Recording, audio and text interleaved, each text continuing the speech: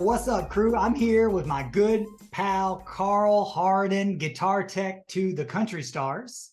Say what's up, Carl. Hey, what's up, guys? I am going to turn this over to this view. Yeah, there's Carl. What's up?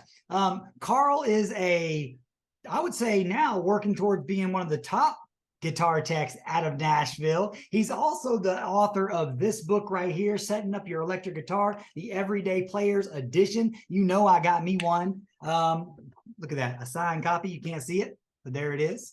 And it's exciting to have Carl on the show.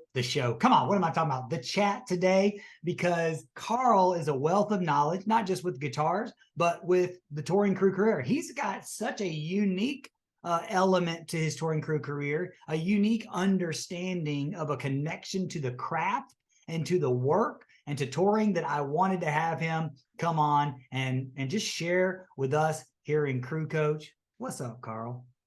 What's up? So man, take me back a little bit. You're from where, Ohio or Maryland? You're from Maryland. I don't know why I thought Yep. Ohio. So where did you kind of like right before getting on tour, where did you get your start with being in production and all of that? Were you ever a stagehand or anything?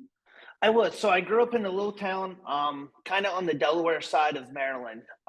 There was like 400 people. So I had to drive somewhere to find the production, had to drive somewhere to find music because there's no music where I come from. So in high school, I started looking up different videos of guitar techs, touring people. It's actually how I came across your page. You were in high school? I was. Yep, You back didn't tell me in that. 2010. Wow. It's been a while ago. I think you were with the band Perry, I think, at the time. Wow. And I knew that I needed to get, from your guidance and from what other people said, I just had to get in the industry and start meeting people. Okay. So I started self-teaching myself how to do guitar repair because I always wanted to learn the shop side. And then I started driving 2-3 hours to like Baltimore, Philly, New York to learn, to find places to work as a stagehand. Oh, And I wow. did that while working as a full-time assistant manager at one of the little places where I grew up at. What do you mean? Like, So what kind of work was that? Like a restaurant or? it was like a convenience store. Oh, okay. We were one of those shops in the middle of nowhere. We had like a convenience store, a hunting store, a restaurant, a tractor shop, because it was in the middle of a field. So That's wild. And let me ask you a quick question. Those stagehand gigs that you were doing, were they union or non-union? they were non-union, Cool. mainly because at the time I was 19, and in Maryland you had to be 21 to be part of the union. I don't Okay. think that's the case now, but it did at that time. Gotcha. But I mean, I worked with some awesome but crazy guys up there in Baltimore and DC, and learned a lot from like the old school way of the way they handled it all. Yeah. And so while you were stagehand, you were commuting 2-3 hours. Like that's pretty awesome, man. Like you had that type of draw to the industry. And I wasn't making a lot. So I mean, I was driving a long way to get there and make decent money. Why? I knew where I wanted to get, and I knew that I had to I did the shotgun approach. I did as many different revenues, hoping that one of them would pick up. And I knew that these guys that I was working with and learning from were teaching me a lot about how to load a truck, how to unload a truck, how to be safe. They were all in their 40s and 50s. Nobody wanted to get hurt. No one wanted to strain themselves in the truck. So I learned so much about not being a dumb youth trying to lift cases by myself and one other guy. But I knew that I needed to get that experience, so I was willing to drive. There's times I slept in my truck because I didn't have the money to get a hotel room, or didn't want to drive all the way back and drive right back for my next gig. Yeah. And where did you even like you learned about the touring aspect of it, not just from my YouTube channel all those years ago, or was it like some of that stuff? You were like, That was the most of it until I actually got into the touring realm, and then I learned as I went. And right. But as far as the industry in general, like was it something in school where they said, hey, you could do concerts? No, I went to a lot of concerts as a kid. I went to probably 30, 40 shows a year. And Oh, I knew that when I started playing guitar, I'm like, well, I'm not really a great player, but I love like the way they work and the operate. And I saw the guy moving guitars back and forth on stage. So I started Googling to see, is this a thing? Do people actually do this for a living? And that's kind of how I came across you and a few others. wow. Um, Awesome, man. because I didn't know it was a thing. So, I mean, I know. I mean, and of course, it's not like you just Google a touring guitar tech school, because that's not a thing either. no. So fast forward us then, like, so you're working as a stagehand and all that stuff. Now, how did you make that next big leap? What was that? What did that look like? And what really encouraged you to do that? So the stagehand it taught me a lot of things on one hand, but then I went to a repair school to learn how to rebuild and repair guitars. When I got out of that, I started messaging. I would get on Backline. I used LinkedIn a lot, used Facebook, and I started messaging like 100 bands a week. Anyone I could find a tour flyer, found either their info on Facebook, LinkedIn, or Google, sent them a thing, said, this is who I am, this is what I do. If you come through the area, could I come assist you with some guitar repairs, some setup stuff, just trying to get that, hell yeah, make connection. And I did that for probably about 6-7 months and started working with a bunch of really cool bands, but like smaller tier. Yes. And then that was actually how I got my first gig. Was the one band said, hey, we've heard you've been kind of making a name for yourself in the Lancaster, PA realm. We'll take a shot on you for this Warped Tour coming up. So my first gig was got by just cold emailing people. Probably sent out 1,000 emails though before I got a yes, come on tour with Yeah. us. That's awesome. So the band that brought you on, they hadn't used or met you in person at this point. Correct. But they knew other people that I knew, and they heard that I was good at repair and that I knew the instrument real well, but that I was super green because I was brand new to the industry. Man, how about that though? That's what a great point. I always say that it's not a who you know business, it's a who knows you business. Exactly. Boom. And that's a great example of that. Okay, awesome. And then what happened? So I went out with Warped Tour with them, and I came from a super Christian kind of sheltered home. So my first tour being with a crazy party band on Warped Tour was wild. So much things I didn't know existed was out there. But it showed me really how green I was, but I was able to meet techs who worked for bigger bands, who did it longer, really became friends with them, and I was able to share my repair knowledge of how much I know about the instrument to these kind of vets that were on the Warped Tour circuit, and they kind of helped guide me along. And I did the Warped Tour thing for about 3 years with different bands, learning and being taught by people that I was on the road with, until I eventually moved down to Nashville and got into country. Okay, and so you made a leap to Nashville. Smart, by the way. And why Nashville? I was kind of tired of I wouldn't say tired. I felt like I was working myself out of the Warped Tour world because it was 2018. Warped Tour was done. And we were all kind of like, well, what do we do now? Like Warped Tour was such a big part of our tour before because it kept you busy all summer.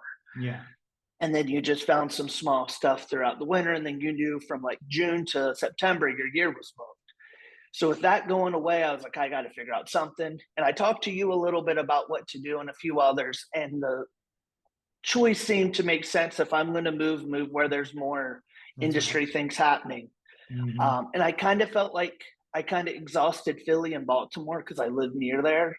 And there wasn't much I already saw to offer. So I decided to make the move down here. And I mean, it is the home of country, or it used to be the home of country music. Yeah. No, it still is. It still is. but a bunch of other music too. I feel like now we're the home of Vanderbilt, but that's beside the point. But I remember this conversation, and I told you, I said, dude, just go down there because you're going. I mean, just positioning yourself in the middle of it alone is going to give you a higher capability of saying yes to these gigs, because in Nashville, they need you to be there. And if you're going to try to get a gig in Nashville with the promise that you're going to move, that's a lot. Like they would just be like, we'll just get somebody that's already here. And I remember this conversation. You were like, well, I don't have a lot, and should I do it? I was like, yes, do it. It was definitely a scary move because I just came off of a big 8-month tour with the band I was with before, and moving down here where I knew nobody. And I was going to be more dependent with more bills and stuff, but it paid off. It was a great choice because I found a cheap place to live, and the industry is so big down here, but so small that I just started working with people and was able to make connections. And did you get on as a stagehand? How did you? What was your entry point into the Nashville bubble? I'm trying to remember how it all went down. It was actually through BobNet. Okay. I applied for a bunch of jobs on there and got some one-offs with some metal bands that I went and did. And one of the ones I applied for was a country artist here in town. And they didn't know me, but they knew you because our production manager was friends with you. Okay. And then somehow the conversation came back to her. They're like, well, we don't know you because you've done rock and metal, but you know some people we know. We're going to take the chance on you. So I was actually only down here for about 3 weeks before I got a touring gig. See, man, I knew it. That's awesome. Which was kind of wild. I didn't even do anything here in town. I was still living out of boxes out of my apartment because I was still doing all the runs that I committed before I even got to Nashville. Right? Yep, it was all because I was here. Yeah, that's pretty rad. And so you go out with this country band, and now you're in the country scene. And I remember, I can't remember if I think it was like I was working with Sarah Bareilles or something, and you had called me because you were with an artist and you were like trying to make a change, I think. Or was this? Yes. Okay, was this there during that period, same period? Mm-hmm. That was right before everything happened. Okay. And wasn't it, because I know I hooked you up with a direct contact at that point. And by the way, to my crew coach members, like I coached Carl throughout this a little bit, you know, informally coaching him. But like I didn't hook him up. Those people that he found on BobNet and all that stuff, they just knew of me. It's a who knows you business. And so to Carl's point, I finally felt like, okay, I can put my name up for Carl because he's way proven himself. And I hooked you up with the Josh Turner gig. Yes. And that one, and I don't know how deep you mind sharing, but I would love for you to share a little bit in short of that story if possible. About all that happened at the end of it? Yeah, towards the end of it, but if you don't mind, because the reason why is because it's such a unique element to touring, being on a bus and living on a bus. And, you know, I've personally been in 2 bus fires where the back motor catches on fire and starts to creep into the front lounge and everybody has to pile off on the bus in the middle of the interstate. But there's another really very scary and very apparent thing that could happen that happened to Carl. Would you mind sharing this, man? Yeah, for sure. So September 19th, 2019, that's kind of a date that's ingrained in my mind forever. Yeah. We just did a venue. It was actually I remember it was one of the best shows of my time working for this artist that I had. We all mentioned like, hey, this was like a beautiful load-in, beautiful day. Show went flawless. Load out was flawless. Yeah. And we all get on the bus. We're hanging out because we're going to be on the road for about 2-3 weeks. Because with Josh, we didn't come back and forth from East Coast to West Coast. So we were going to stay out there. And 20 minutes after we left the venue, me and my merch guy was in the back of the bus. And he said he remembers we felt something. And we look out and he said, I just looked down and said, uh-oh. And he said, as soon as I was like, see you down there, boom, I was gone. We flew off an 80-foot cliff. Well, we flew off a 60-foot cliff, but the way we went off, he launched the bus 20 feet into the air, went over the top of the trees, and then landed Dukes of Hazzard style, just nose down into the sand. I was in the back lounge, and I went through the door, shattered the door to pieces, flew all the way through it, flew all the way through Bunk Alley, so that's like, 12 and a half feet. Yeah. Hit that wall so hard that I broke the wall, to where the firefighters had to like cut part of the wall out because I just shattered it going this way. Yeah, that was so I don't remember too much of the whole thing happening, but I was in physical therapy, rehab, seeing doctors and all of that for almost 18 months. Jesus. I think I saw 54 different doctors in that time frame, which is insane. I mean, you were shattered to pieces. I mean, right? Like your body or what? It was. So I ripped 2 ligaments off my shoulder. You have the AC joint and you're supposed to have 3 tendons and ligaments. I ripped 2 of them. Well, one ripped completely off and the other was being held on by like a hair. And they said that probably got torn off through therapy. And then I had massive lacerations on the entire left side of my body.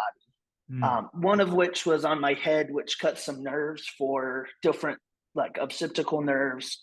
So I had to go through a bunch of different visual training. There's some colors I can't see now in my left eye because of everything that happened. I went partially colorblind. Wow. It's kind of weird if someone's like, hey, that's a certain color. I have to close the left eye because the colors are still messed up. That's crazy. Suffered quite a bit of brain damage from it, Okay. which really changed the way I work now because I have to work in a way that I can write everything down so I won't forget it. Okay. So I've dummy proofed everything for myself because sometimes my memory just isn't there. Okay. And then I had a door go through my ankle, so I lost feeling in my leg for about a year. Oh, wow. But it was a lot of scarring and a lot of brain damage / brain stress. Right. And so 18 months you were in the hospital for that long? I don't remember that, right? No, 18 months was like in and out of seeing doctor's offices, seeing different therapists, all of that. Right. And so you're recovering. And was Josh an active supporter in this? I mean, Turner? He did as much as he felt like he knew could be done. I think it was there's a little bit of a disconnect with what us crew guys went through than what the band guys who helped pull us out of the bus saw. Yeah. And then kind of how he went through it. I don't think anyone quite understood what us crew guys that lived through it actually went through. But he did as much as I feel like he was aware that he could have done. Right. I mean, he would stop by the hospital and stuff, or? Yeah, he came by the hospital. I was there for, I think, a week and a half. He came by several times. He actually drove me back to a hotel after I got released, helped me get on the plane. And then him and his wife would come by my apartment every once in a while during that. Right. Okay. Right. Well, that's a big thing. I mean, you know, and let me ask you, man. So you're on the other side of recovery, 18 months into it. And I remember I've talked to you during some of this time for sure. I remember. Yes. And I remember, I remember some of that. Maybe you know better. Well, some of that was when I actually first met you in person was when you did your workshop. I got done at a physical therapy office and I came to you guys, but it got so dark that I had to wait in the parking lot for a little bit because with the traffic, my eye wasn't at that time. I couldn't drive in traffic at night. Right. Okay. So you were still on the men's then. That was like very early. I mean, I think you came in like December or January because it was before COVID. Right. And it was only a couple months removed from it. And so, man, you're on the other side of this crazy, horrific, very scary accident. And I remember a call from you when you were like, hey, I got a tour offer to potentially go back out. And you were like, I can't remember the exact question, but you were kind of asking me how you might approach some of the nerves with this, I think, if I remember right. Yeah. I remembered a little bit of the conversation. But I do remember you saying just be honest and upfront with the crew of what happened before. Right. That's right. So they would understand some of the issues that I could run into. Right, because that was okay. I remember this because you were asking me for the advice on how you would handle that because you didn't want to turn this down. Now, let me ask you though, like, where were you from a PTSD standpoint in this aspect of like, I'm about to get back on a bus? So I had an amazing therapist who was willing to donate a lot of her time to help all of us who were involved in the wreck to kind of go through therapy and get back on the road. She helped all the first responders with 9/11. She did stuff with the Vegas shooting. I mean, one of the best trauma therapists that you could find. So she really helped me progress and work through a lot of stuff before the wreck and then after the wreck that I didn't know was really there to really put me in a good place moving forward. Right. So I thought I was a lot further along than I was until I got on the bus. Yeah. And it was definitely an emotion that no amount of therapy could kind of really provide. I imagine. But after being on the bus for a week or two, I mean, I've been on the bus pretty much nonstop since then. Right.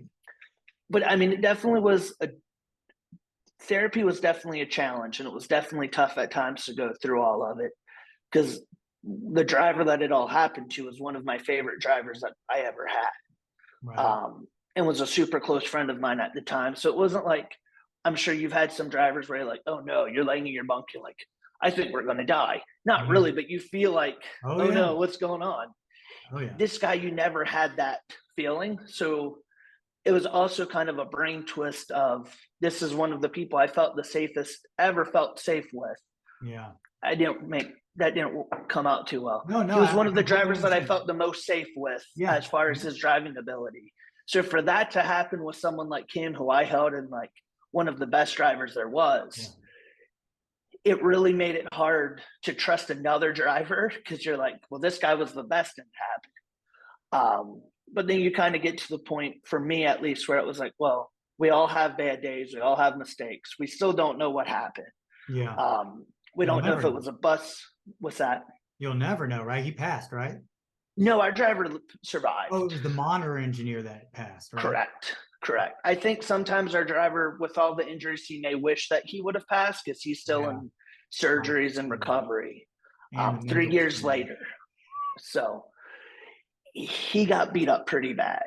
Yeah. Um, but Crazy. we all have those moments where, like, we're not 100%. So you just have to just trust that Yeah. the Yeah. driver will be flawless. But Yeah. I'm to the point now, I know if it's something's going to happen, it'll happen. And I have a drop rating of 80 feet. So as long as it's 80 foot, I'm good. Yeah. And hey, you're stronger for it. Good. Just drop it. Well, I'll tell you, Carl. And so you're back on the bus, and after about a week or so, you got your nerves back, and you got your sea legs back, so to speak. But I mean, still though, right? Like, I mean, that's a pretty heavy thing to go through. I mean, you can't even freaking, like you said, imagine. No one can imagine what went on inside the bus in your head, going through it through all the recovery, and then getting back on the bus. Was there ever a doubt in your mind that you would come back on tour and do this work again? In the beginning, yes, there was a lot of doubt. Part of the doubt was with all the injuries I suffered. At the first couple months, I was having a hard time even moving my left arm. And that's, as you know, a very important, you have to have Yeah. all your limbs for guitar teching. Yeah. And then with the leg, I could barely walk up the stairs to my apartment. And this was like taking 10, 20 minutes to get up the steps. So there was a lot of the thoughts, can I ever climb stage stairs again? Can I even put a guitar? Because I couldn't put any weight on my shoulder. Even like the sling was Yeah. too much. So we had to like wrap it around my chest because it was too much pressure. Right. And then it wasn't even a thought. So I started working at a shop here in town as a restoration specialist. And it wasn't even a thought to get on the road till I got this call. And they offered me an offer that I couldn't say no to. Was that OD? That was OD, yeah. Old Dominion. Okay. And then, so what's funny with them is I get the gig, we go and we do our first show with them. But if I remember right, our first show, we got to set up the night before, do sound check, and then we went to a hotel and then came back and did the show the next day. Uh-huh. After the show, we leave 20 minutes down the road, we hit a tree. You're kidding And me. of course, I'm losing my mind because it's like the same time frame as the wreck. First time with these guys in a bus. Like, we did the van stuff to get from the venue to the hotel. And all of them but one guy knew what was going on. So they're all like, Carl, are you all right? Are you all right? Yeah. And the one crew guy who didn't know it was like, man, at least it was like on a flat road and we didn't go off a cliff. That would be terrifying. And he didn't know. He didn't know, but that kind of set me, not like verbally off, but it set me mentally off, because it was like, oh no, am I there again? Right.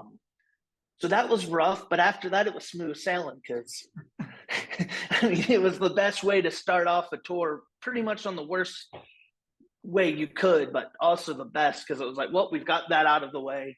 I didn't hyperventilate. I didn't have a heart attack. I'm good. Yeah, it was like a sign from God saying, hey, just nudging you, man, to make sure you're still there, Carl. Pretty much, yeah. Crazy, man. Well, and then since then, I've been fortunate to see you make some really cool leaps. You published this book. What was this all about? Why contribute a book to the world? So I always get a lot of people asking me how to set up their guitars, how to kind of take care of the basic stuff. Sometimes it's just friends, sometimes it's Yeah. musicians, A lot of sometimes it's musicians. other road guys that's like, hey man, you're using all these tools to measure it. I go by this, the Yeah, first and yeah. last fret. um, so I wanted to put all my thoughts down on paper, but I wanted to do it very, very solo for the first one. So I just started writing it and kind of put down like the most basic way to help people kind of without going into a bunch of money for tools and Right. experience and all that. I just wanted the normal person to be able to set up their guitar to Yeah. where it would play better than it did. Yeah. Yeah. Well, this And I book have, definitely does that for sure. And when it's I've heard very, great things from, oh, I'm sorry, you were cutting no, out. What's no, that? no, go ahead.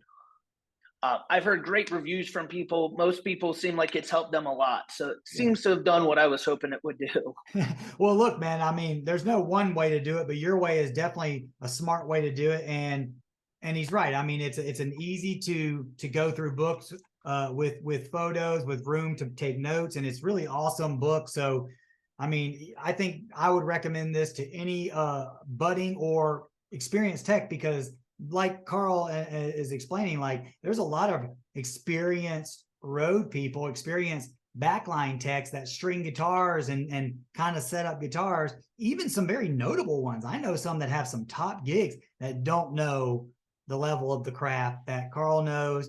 I don't know the level of the crap that Carl knows. I know I do use tools and I can set up guitars and stuff like that. But like there are a lot of them that are just literally like, oh, this feels like it's okay, you know. But otherwise, they take everything in to get it repaired. And so, but what that does for Carl, aside from writing the book and contributing, which that's going to come back tenfold, by the way, is it allows him to be up for cooler and better, more versatile gigs, gigs that are really like notorious for needing guitars that need to be loved on. You just did a gig that I did for a very short amount of time, which was Need to Breathe. Yes. I love those dudes. Aren't they badass, man? I never They're really knew great. their music before I went out there. I was like, whoa, these guys are awesome.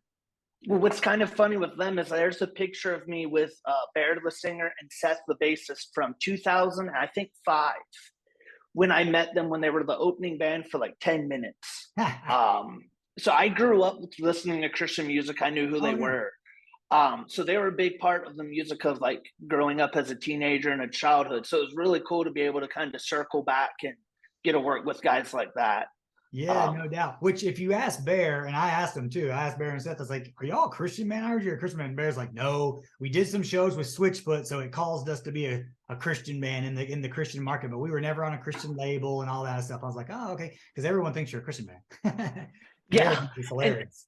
I thought they were too because I saw them at Christian festivals all the time. Right.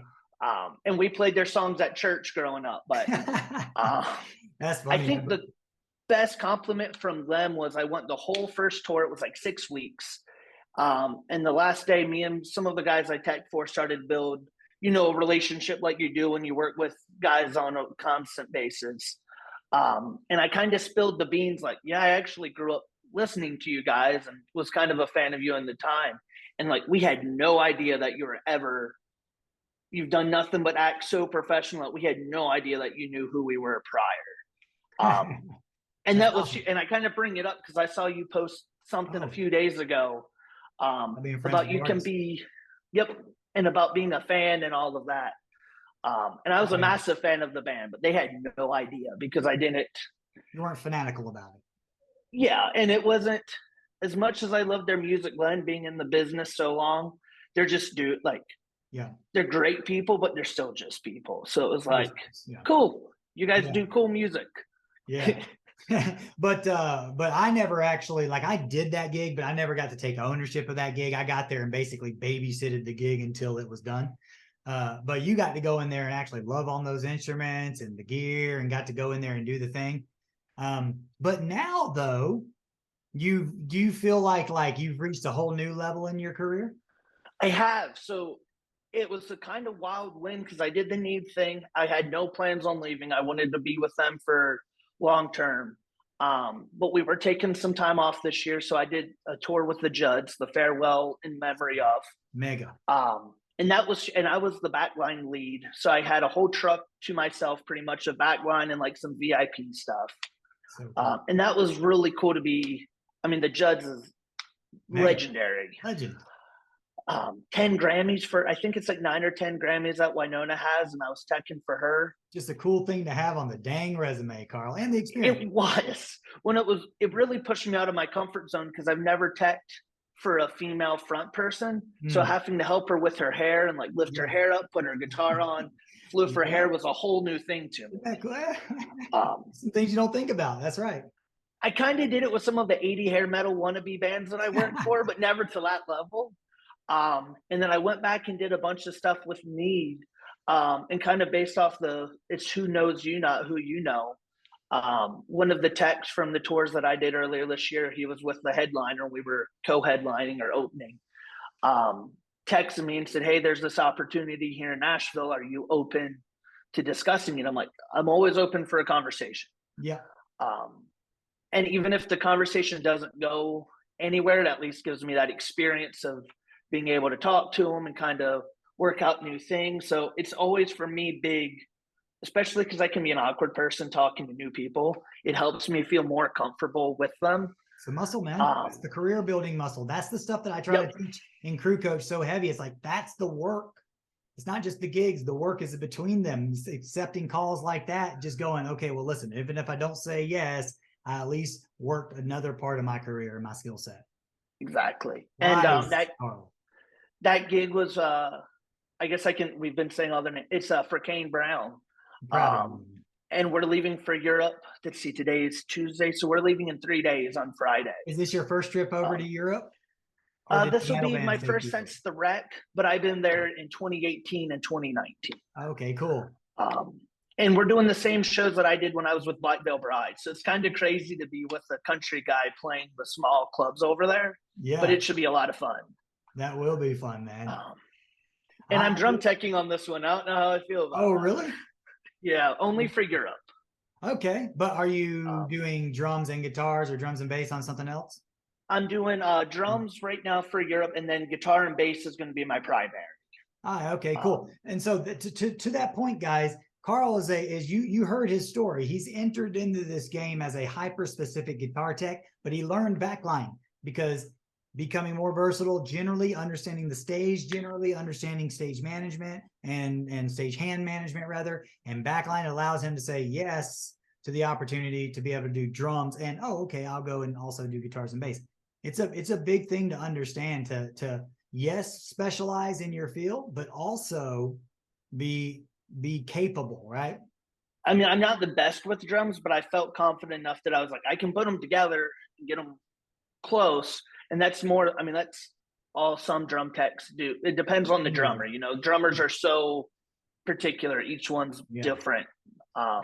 Some drum techs, if they're just drum techs and they're just drum teching, they'll definitely have a level of expertise and care to it.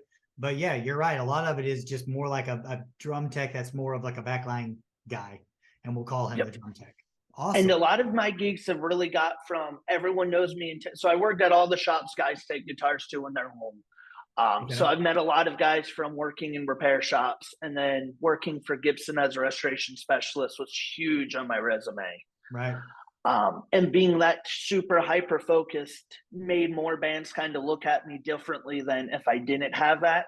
Yeah. And I've been finding myself getting the gigs like what you were saying. The instruments are really beat up. They need someone that can really just dial it in. And then some of the guys don't want to take guitars to shops every time they're home. They just want to tell their dude, fix it. I don't want to know what, just fix it. That's right. And the way they repair it oftentimes is pretty shoddy. But then there's some guys who don't care about the repair at all. They just want that crew connection. So I've had to work on that connection with the artist. And yeah, that's a big one. And I always tell people, like, there's like kind of the principal guitar tech or principal backline guys, and then there's the auxiliary. And I've always been a principal one because I love that, the cat. I've always been a principal one because of that same reason, was because of that whole rapport thing with the artist and stuff. It's like, I easily do that. I'm highly skilled on that.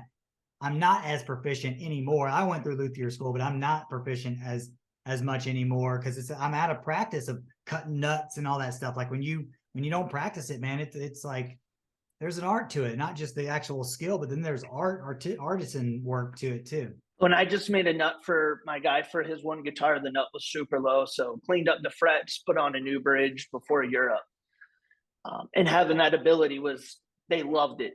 And I've also wrote a bunch for like Luthier magazines, and my most recent article I wrote was about building nuts. So that's badass, Carl. Yeah, I got to tell you, I'm just going to give you some praise real quick to my crew coach members, because I'm so proud to see this guy where he's at right now. Come on, everything. This guy had so many things against him. Obviously, a lot of stuff for him, but so many things against him, from driving hours to get his sometimes free local experience. I know people that I try to coach them just to go down the road to get some experience, and it's just hemming and hawing and I don't knows. And like, this is what I'm talking about. This guy, bus accidents, hitting trees after that, all kinds of stuff. And he is still moving forward. Carl, I'm just telling you, man, you're an inspiring dude. I'm so excited to see what you have coming up. I know that you got more contribution to give, right? Yep, I'm working on another book now, but I've been so busy I haven't spent too much time on it yet. But hey, man, I'm over here cheering you on. We here in Crew Coach are cheering you on. Thank you so much for sharing your career with us. And let me ask you, man, if there was just like some real solid word of wisdom about just building a career, not just getting engaged, but actually building a career, what would that be? What's been one life takeaway, career takeaway that you'd love to share with the crew? I think you have to really, really want it, and be willing to make the changes in your life to make it work. And I say that because like a lot of people that I know, a lot of the guys that were in the wreck kind of gave up after that, because they were, some of them was because they were older in life and they're like, we're in our 50s or 60s, there's no reason to go back out. But like you said, it's some people you have to hem and haw, or they hem and haw trying to get them to go down the road. But even in life, if you don't want it, you're not going to get there. So all the therapy, I had to relearn how to walk, how to move my foot, how to move my arm. When it first happened, I had to take my one hand, put my hand up on a shelf, put my t-shirt on a hook and pull it down. And it would take me about 20, 30 minutes to get dressed, because like half my body didn't work. Right. And I could have given up and could have just been like, who cares? But now I'm into like strongman training. So I'm lifting weights heavier than I've ever lifted before. And doing bigger tours than I ever did, because I knew it wasn't time to give up and I wanted it. So I made those changes in my life to push myself there. I mean, I know it's not as simple as what some answers are, but for me, it's just you want it and you have to work. You have to put in the work. And if you do, it will come. Yeah, man. I love what you said. You have to not just put in the work, but make it work in your life, in your current life. I love that, Carl. And this was so freaking awesome, man. I am so glad we did this. I know that my crew coach tribe here that's watching, they're just freaking excited to be watching this, because it's awesome getting to talk to somebody like you. And much respect, by the way. I have much respect for you, Carl. I appreciate it. You don't even know how much you helped me to get where I am. So It's cool to hear that. Much love, man. Well, hey, you're my compadre, and I look forward to seeing you do more. And I'm going to be slinging them your way. I ain't trying to pull you off Kane Brown, but I got a few connects. All right, man. Well, that's it, guys. Thanks so much for Carl Hardin. By the way, definitely go grab Carl's book. I'll put a link to it in the reply thread under this video. So you guys can all go grab this if you're interested in learning the basics of how to set your guitars up. I know a lot of people that are in the music business, even if they're not wanting to be backline people, they play guitars and stuff like that. This is your book for sure, just to get your home guitar playing optimally, so it's inspiring to play it when you're off the road at least. And man, guys, until next time, go get them.